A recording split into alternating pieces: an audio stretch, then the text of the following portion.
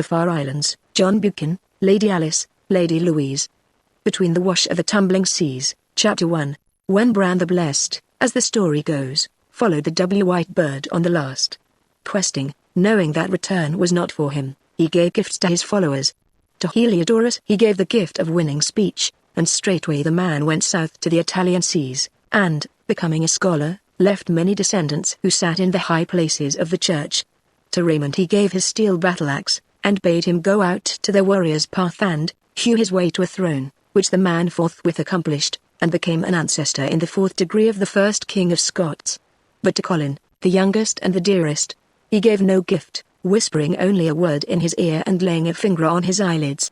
Yet Colin was satisfied, and he alone of the 3, after their master's going, remained on that coast of rock and heather. In the 3rd generation from Colin, as our elders counted years, came one Colin the Red, who built his keep on the cliffs of Ukra and was a mighty sea rover in his day. 5 times he sailed to the rich parts of France, and a good score of times he carried his flag of 3 stars against the easterly Vikings. A mere name and story, but a sounding piece of nomenclature well garnished with tales. A mastermind by all accounts, but cursed with a habit of fantasy, for, hearing in his old age of a land to the westward, he forthwith sailed into the sunset, and 3 days later was washed up, a twisted body, on one of the outer isles. So far it is but legend, but with his grandson, Colin the Red, we fall into the safer hands of the chroniclers. To him God gave the unnumbered sorrows of storytelling, for he was a bard, cursed with a bard's fervours, and none the less a mighty warrior among his own folk. He it was who wrote the lament called The White Waters of Usna, and the exquisite chain of romances, Gilead Red Gold and Grey Silver. His tales were told by many fires, down to our grandfather's time, and you will find them still pounded at by the folklorists. But his airs they are eternal. On harp and pipe they have lived through the centuries, twisted and tortured, they survive in many songbooks, and I declare that the other day I heard the most beautiful of them all murdered by a band at a German watering place. This Colin led the wanderer's life, for he disappeared at middle age, no one knew whither, and his return was long looked for by his people. Some thought that he became a Christian monk, the holy man living in the sea-girt Isle of Cunner, who was found dead in extreme old age, kneeling on the beach, with his arms, contrary to the fashion of the church, stretched to the westward. As history narrowed into bonds and forms, descendants of Colin took Raiden for their surname, and settled more firmly on their lands in the long peninsula of crag and inlets which runs west of the Atlantic. Under Donald of the Isles they harried the kings of Scots, or, on their own authority, made war on MacLeans and Macronalds, till their flag of the 3 stars, their badge of the grey goose feather, and their on-cry of Cunner were feared from Loch Hulsh to Cantyre. Later they made a truce with the king, and entered into the royal councils. For years they warded the western coast, and as king's lieutenants smoked out the inferior pirates of Iggan to Ronsay. Raiden was made a lord of Sleat, another was given lands in the Low Country and the name Baron of Stratyre, but their honours were transitory and short as their lives. Rarely one of the house saw middle age. A bold, handsome, and stirring race, it was their fate to be cut off in the ruder warfare of the times, or, if peace had them in its clutches, to man vessel and set off once more on those mad western voyages which were the weird of the family. 3 of the name were found drowned on the far shore of Carna, more than once sailed straight out of the ken of mortals, one rode with the good Lord James on the pilgrimage of the heart of Bruce, and died by his leader's side in the Saracen battle.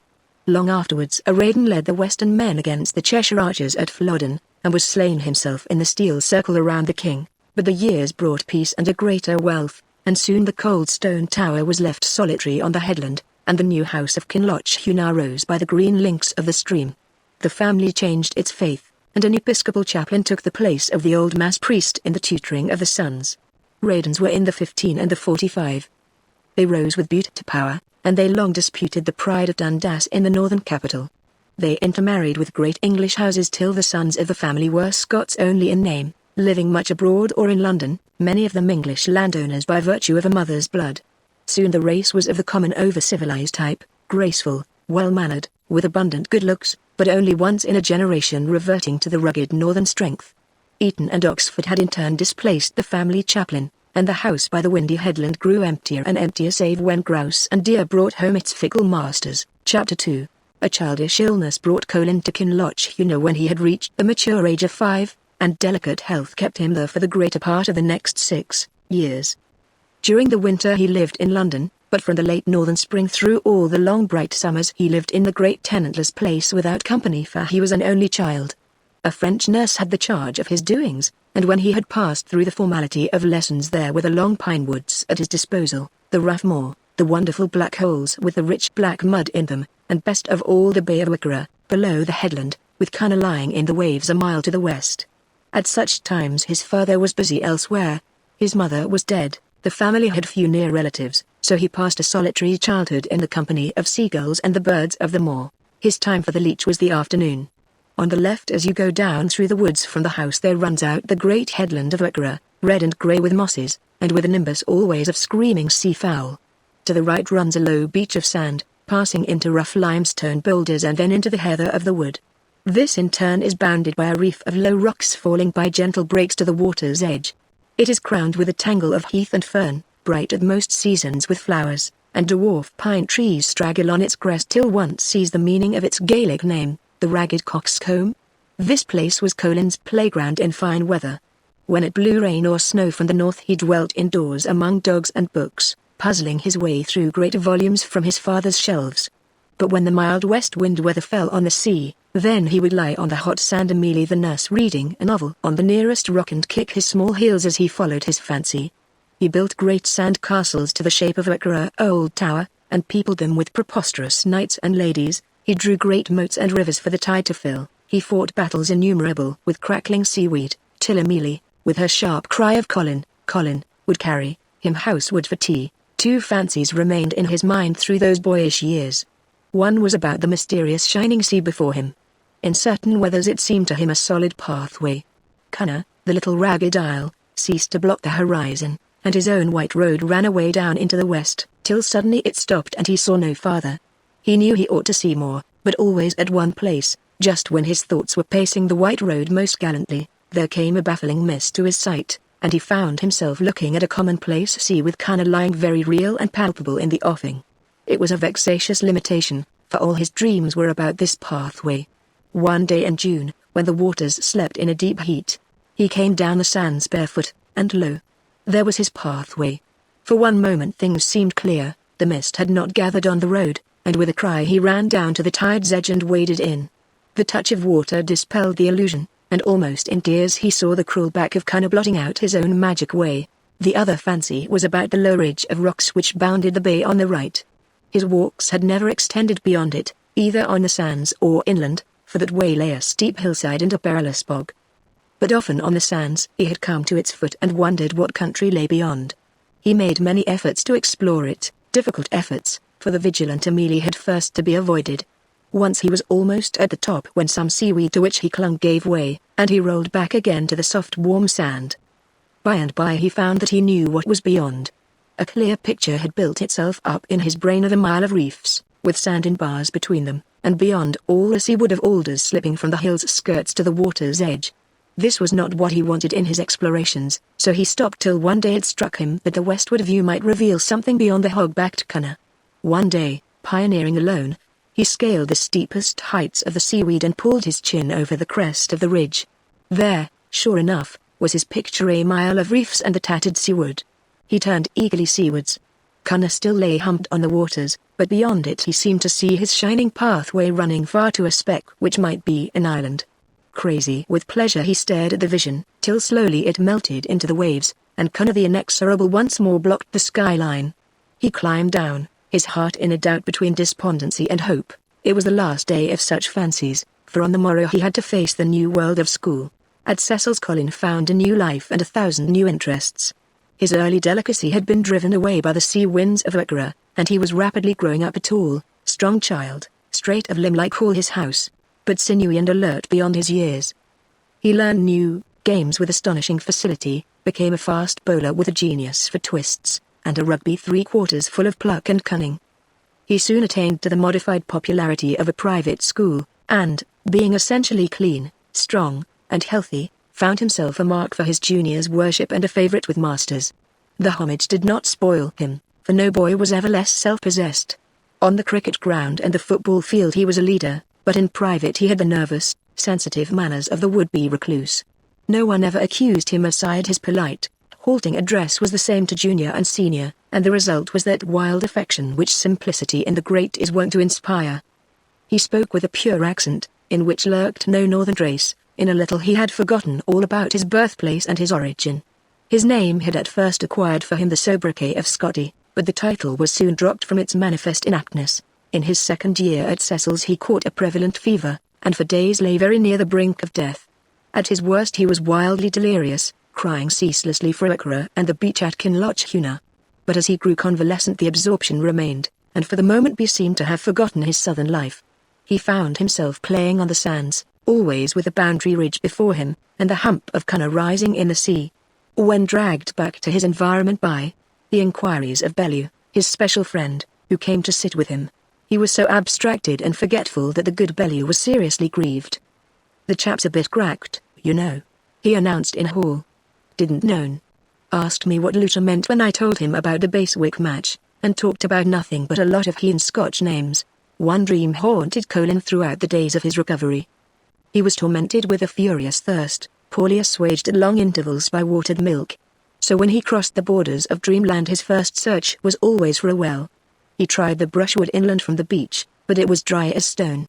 Then he climbed with difficulty the boundary ridge, and found little pools of salt water, while far on the other side gleamed the dark black bog holes. Here was not what he sought, and he was in deep despair, till suddenly over the sea he caught a glimpse of his old path running beyond Cunna to a bank of mist. He rushed down to the tide's edge, and to his amazement found solid ground. Now was the chance for which he had long looked, and he ran happily westwards, till of a sudden the solid earth seemed to sink with him, and he was in the waters struggling. But two curious things he noted. One was that the far bank of mist seemed to open for a pinpoint of time, and he had a gleam of land. He saw nothing distinctly, only a line which was not mist and was not water. The second was that the water was fresh, and as he was drinking from this curious new fresh sea he awoke. The dream was repeated 3 times before he left the sick room. Always he wakened at the same place, always he quenched his thirst in the fresh sea, but never again did the mist open for him, and show him the strange country. From Cecil's he went to the famous school which was the tradition in his family. The head spoke to his housemaster of his coming. "We are to have another Raiden here," he said, "and I am glad of it, if the young one turns out to be anything like the others. There's a good deal of dry rot among the boys just now. They are all too old for their years and too wise in the wrong way.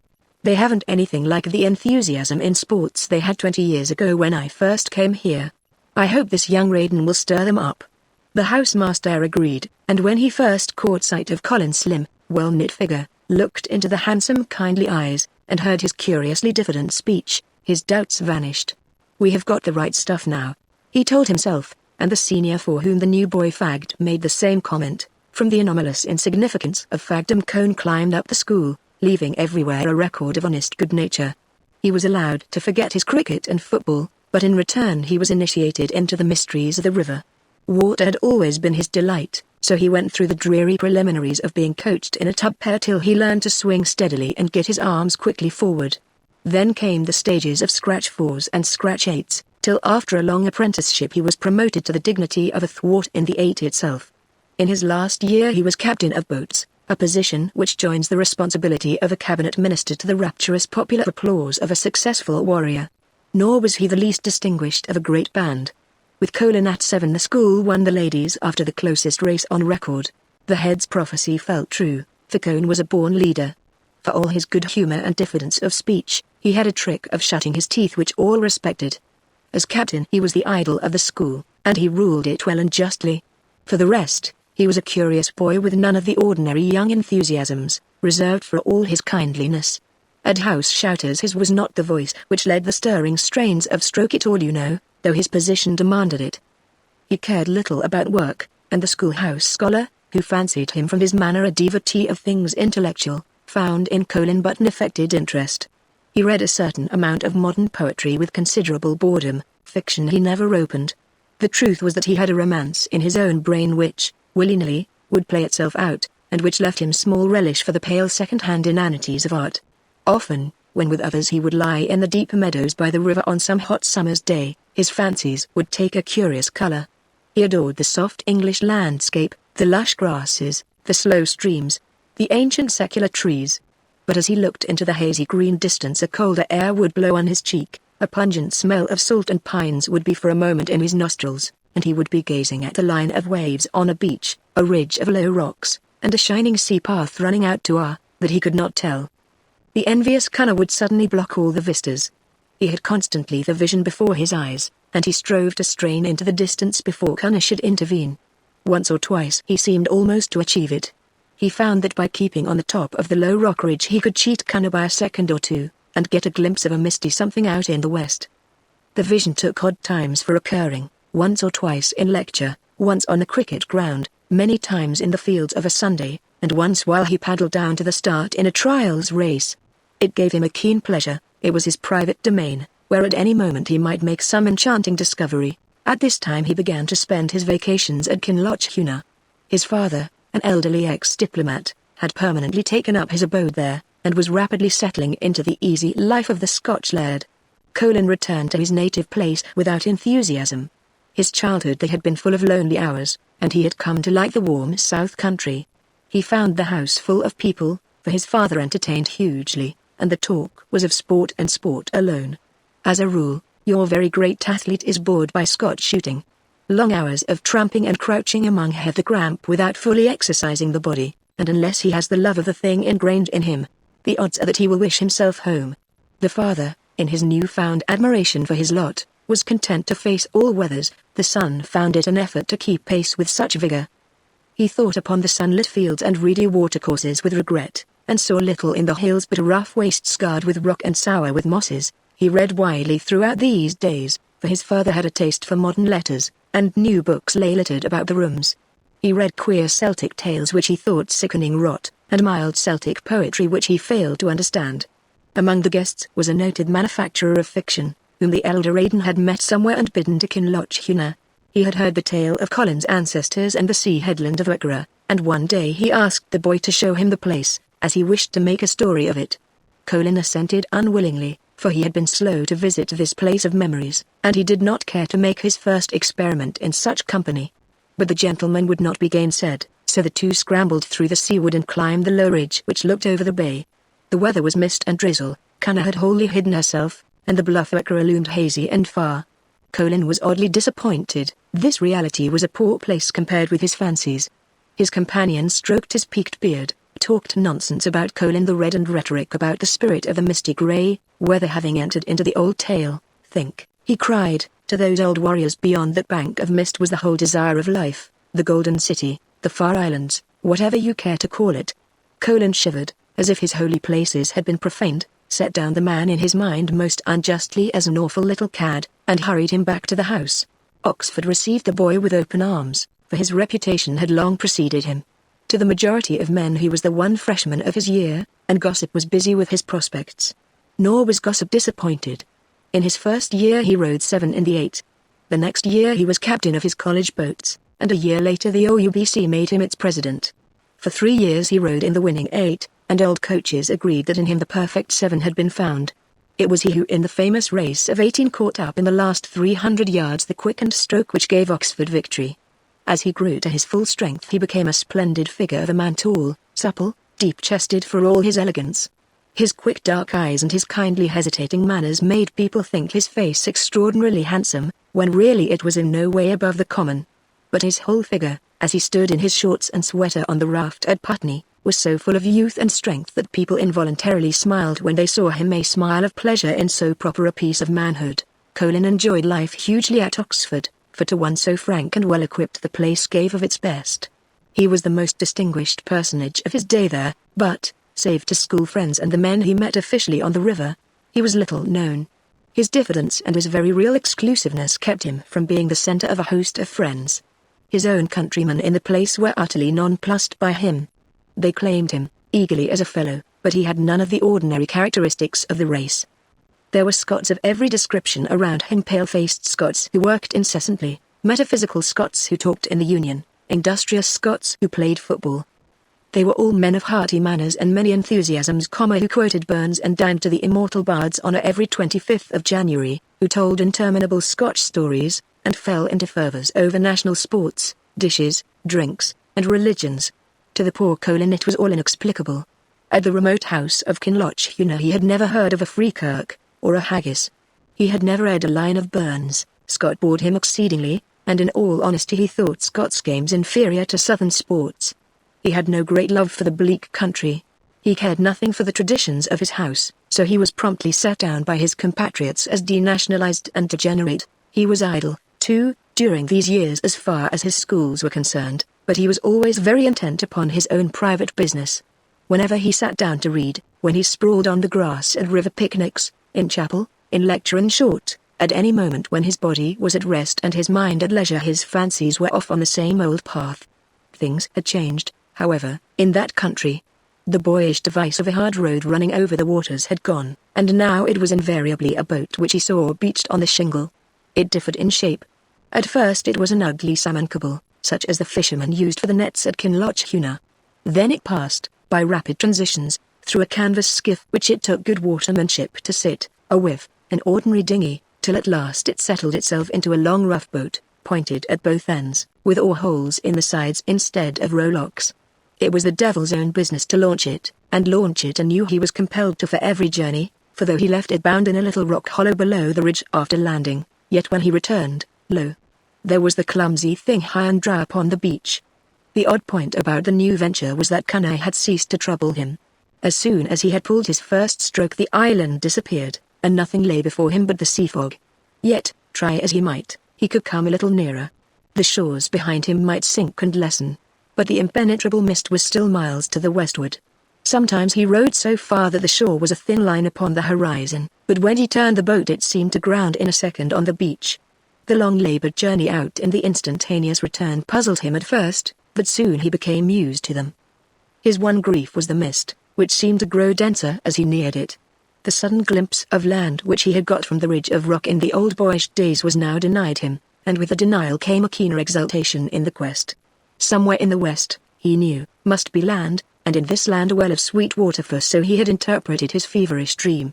Sometimes, when the wind blew against him, he caught scents from it, generally the scent of pines, as on the little ridge on the shore behind him. One day on his college barge, while he was waiting for a picnic party to start, he seemed to get nearer than before. Out on that western sea, as he saw it, it was fresh, blowing weather, with a clear hot sky above. It was hard work rowing, for the wind was against him, and the sun scorched his forehead. The air seemed full of scents and sounds, too, sounds of far-away surf and wind in trees. He rested for a moment on his oars and turned his head. His heart beat quickly, for there was a rift in the mist, and far through a line of sand ringed with snow-white foam, somebody shook him roughly. Come on, Colin, old man. They're all waiting for you. Do you know you've been half asleep? Colin rose and followed silently, with drowsy eyes. His mind was curiously excited. He had looked inside the veil of mist. Now he knew what was the land he sought. He made the voyage often, now that the spell was broken. It was short work to launch the boat, and, whereas it had been a long pull formerly, now it needed only a few strokes to bring him to the rim of the mist. There was no chance of getting farther, and he scarcely tried. He was content to rest there, in a world of curious scents and sounds, till the mist drew down and he was driven back to shore. The change in his environment troubled him little.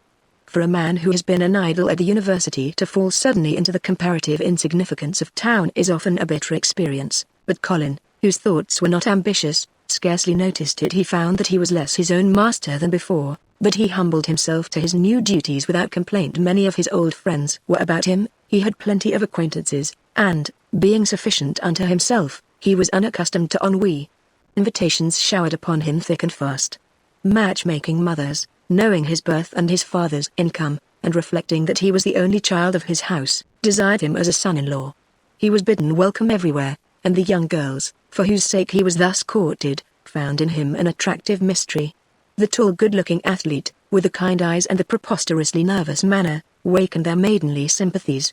As they danced with him or sat next to him at dinner, they talked fervently of Oxford, of the North, of the army, of his friends. "Stupid, but nice, my dear," was Lady Flint's comment, and Miss Clarissa Herapath, the beauty of the year, declared to her friends that he was a dear boy, but so awkward.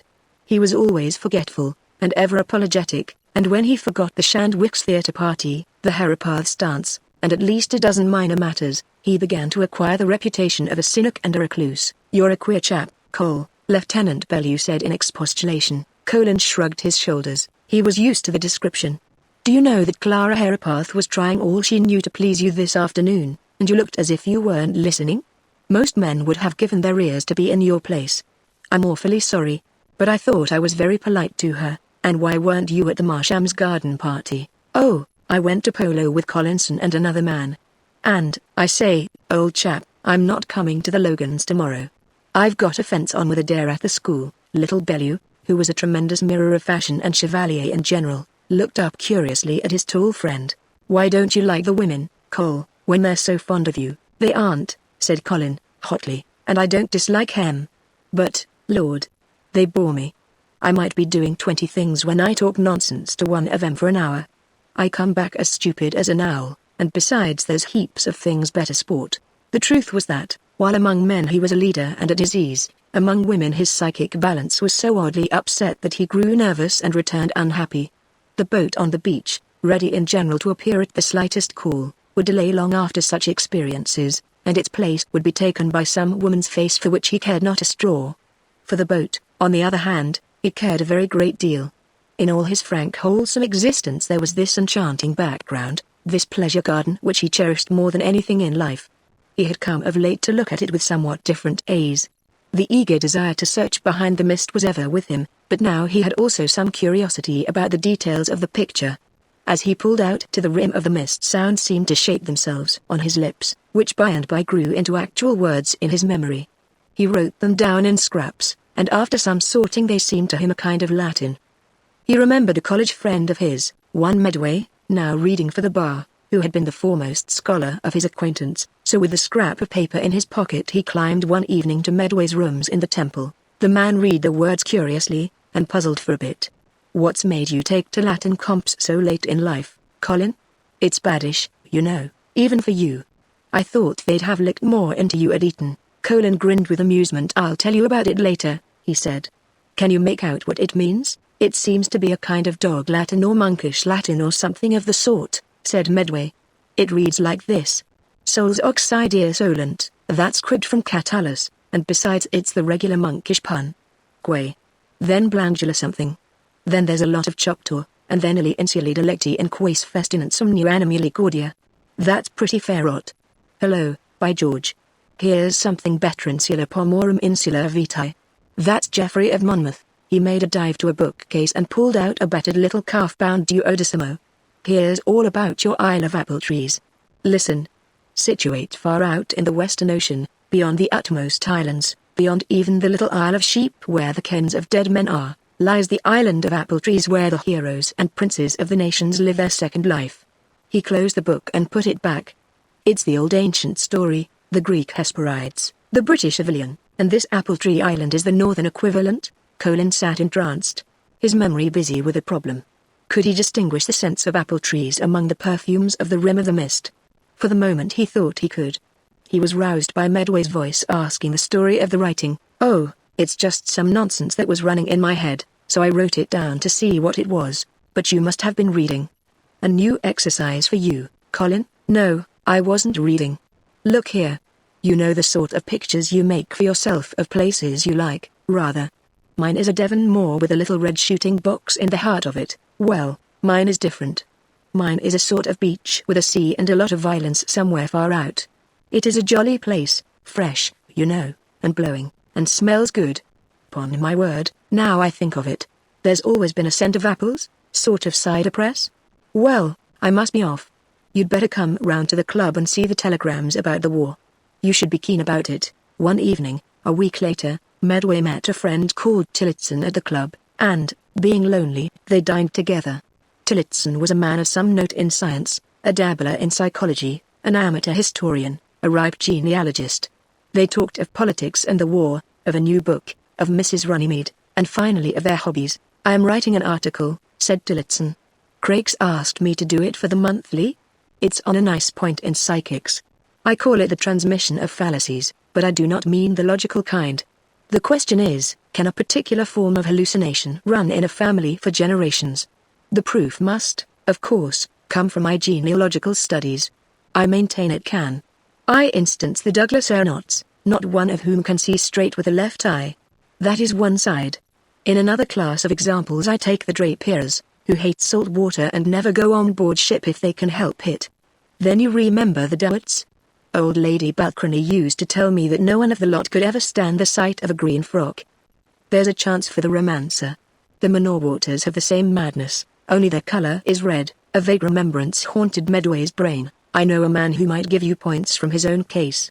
Did you ever meet a chap Raiden? Tillotson nodded. Long chap in the Guards? Varsity and used to be a crack bowler? No, I don't know him. I know him well by sight, and I should like to meet him tremendously as a genealogist, of course. Why? Asked Medway. Why? Because the man's family is unique. You never hear much about them nowadays, but away up in that northwest corner of Scotland they have ruled since the days of Noah. Why, man? They were aristocrats when our Howards and Nevilles were greengrocers. I wish you would get this Raiden to meet me some night. I am afraid there's no chance of it just at present, said Medway, taking up an evening paper. I see that his regiment has been ordered to the front. But remind me when he comes back, and I'll be delighted. Chapter 3. And now there began for Colin a curious divided life, without a constant shifting of scene, days of heat and bustle and toil, within a slow, tantalizing, yet exquisite adventure. The rim of the mist was now no more the goal of his journeys, but the starting point. Lying there, amid cool, fragrant sea winds, his fanciful ear was subtly alert for the sounds of the dim land before him. Sleeping and waking the quest haunted him. As he flung himself on his bed the kerosene-filled air would change to an ocean freshness, the old boat would rock beneath him, and with clear eye and a boyish hope he would be waiting and watching. And then suddenly he would be back on shore, Cunner and the Ochra headland shining grey in the morning light, and with gritty mouth and sand-filled eyes he would awaken to the heat of the desert camp. He was kept busy, for his good humor and energy made him a willing slave, and he was ready enough for volunteer work when others were weak with heat and despair. A 30-mile ride left him unfired. More, he followed the campaign with a sharp intelligence and found a new enthusiasm for his profession. Discomforts there might be, but the days were happy, and then the cool land, the bright land, which was his for the thinking of it. Soon they gave him reconnoitering work to do, and his wits were put to the trial. He came well out of the thing, and earned golden praise from the silent colonel in command. He enjoyed it as he had enjoyed a hard race on the river or a good cricket match, and when his worried companions marveled at his zeal he stammered and grew uncomfortable. "How the deuce do you keep it up, Colin?" the major asked him. "I'm an old hand at the job, and yet I've got a temper like deviled bones. You seem as chirpy as if you were going out to fish a chalk stream on a June morning." "Well, the fact is," and Cone pulled himself up short, knowing that he could never explain. He felt miserably that he had an unfair advantage of the others. Poor Bellew, who groaned and swore in the heat at his side, knew nothing of the rim of the mist. It was really rough luck on the poor beggars, and who but himself was the fortunate man? As the days passed a curious thing happened. He found fragments of the other world straying into his common life. The barriers of the two domains were falling, and more than once he caught himself looking at a steel blue sea when his eyes should have found a mustard-colored desert. One day, on a reconnoitering expedition, they stopped for a little on a hillock above a jungle of scrub, and, being hot and tired, scanned listlessly the endless yellow distances. "I suppose yon hill is about 10 miles off," said Bellew with dry lips. Colin looked vaguely. "I should say 5, and what's that below it, the black patch? Stones or scrub?" Colin was in a daydream. "Why do you call it black?" "It's blue." "Quite blue?" "Rot," said the other. "It's grey-black?" "No, it's water with the sun shining on it." "It's blue, but just at the edges it's very near sea green." Bellew rose excitedly. "Hello, Cole, you're seeing the mirage. And you the fittest of the lot of us. You've got the sun in your head, old man." "Mirage?" Colin cried in contempt. He was awake now, but the thought of confusing his own bright western sea with a mirage gave him a curious pain. For a moment he felt the gulf of separation between his two worlds, but only for a moment. As the party remounted he gave his fancies the rein, and ere he reached camp he had felt the oars in his hand and sniffed the apple tree blossom from the distant beaches. The major came to him after supper. "Bellew told me you saw the mirage today, Colin," he said. "I expect your eyes are getting a bit bad. Better get your sand spectacles out." Colin laughed. "Thanks. It's awfully good of you to bother, but I think Bellew took me up wrong. I never was fitter in my life." By and by the turn came for pride to be humbled. A low desert fever took him, And though he went through the day as usual, it was with dreary lassitude, and at night, with hot hands clasped above his damp hair, he found sleep a hard goddess to conquer. It was the normal condition of the others, so he had small cause to complain, but it worked havoc with his fancies. He had never been ill since his childish days, and this little fever meant much to one whose nature was poised on a needle point. He found himself confronted with a hard bare world, with the gilt rubbed from its corners. The rim of the mist seemed a place of vague horrors. When he reached it his soul was consumed with terror. He struggled impotently to advance. Behind him Cunna and the Okra coast seemed a place of evil dreams. Again, as in his old fever, he was tormented with a devouring thirst, but the sea beside him was not fresh, but brackish as a rock pool. He yearned for the apple tree beaches in front. There, he knew, were cold springs of water. The fresh smell of it was blown towards him in his nightmare, but as the days passed and the misery for all grew more intense, an odd hope began to rise in his mind. It could not last. Coolness and health were waiting near, and his reason for the hope came from the odd events at the rim of the mist. The haze was clearing from the foreground, the surf-lined coast seemed nearer, and though all was obscure save the milk-white sand and the foam, yet here was earnest enough for him. Once more he became cheerful. Weak and light-headed he rode out again, and the Major, who was recovering from sunstroke, found envy take the place of pity in his soul. The hope was near fulfillment. One evening when the heat was changing into the cooler twilight, Colin and Bellew were sent with a small picked body to scour the foothills above the river in case of a flank attack during the night march.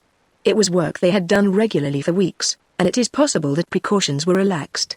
At any rate, as they turned a corner of a hill, in a sandy pass where barren rocks looked down on more barren thorn thickets, a couple of rifle shots rang out from the scarp, and above them appeared a line of dark faces and white steel. A mere handful, taken at a disadvantage, they could not hope to disperse numbers, so Colin gave the word to wheel about and return. Again shots rang out, and little Bellew had only time to catch at his friend's arm to save him from falling from the saddle. The word of command had scarcely left Colin's mouth when a sharp pain went through his chest, and his breath seemed to catch and stop. He felt as in a condensed moment of time the heat, the desert smell, the dust in his eyes and throat, while he leaned helplessly forward on his horse's mane. Then the world vanished for him. The boat was rocking under him, the oars in his hand. He pulled and it moved, straight, arrow-like towards the forbidden shore. As if under a great wind the mist furled up and fled. Scents of pines, of apple trees, of great fields of thyme and heather, hung about him, the sound of wind in a forest, of cool waters falling in showers, of old moorland music, came thin and faint with an exquisite clearness. A second and the boat was among the surf, its gunwale ringed with white foam, as it leapt to the still waters beyond. Clear and deep and still the water lay, and then the white beaches shelved downward, and the boat grated on the sand. He turned, every limb alert with a strange new life, crying out words which had shaped themselves on his lips and which an echo seemed to catch and answer. There was the green forest before him, the hills of peace, the cold white waters.